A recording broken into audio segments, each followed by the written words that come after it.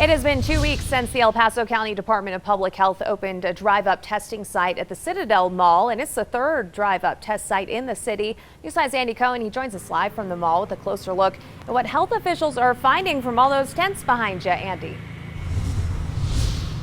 Yeah, Elizabeth, this testing site was set up by El Paso County Public Health and the Office of Emergency Management, and they tell us that in recent days they've seen a lot more negative tests coming back in.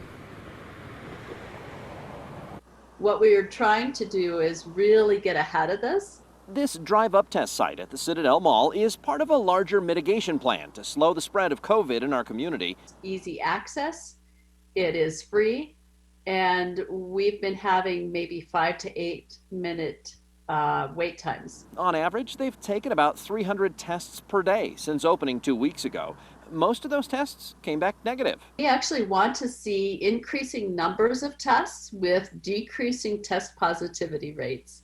And that is what we've been able to see with the increased access to testing through the Citadel site. It's the third drive-up testing site in the Springs. The UC Health site near Memorial Park and the Peak Vista site are both still collecting samples as well.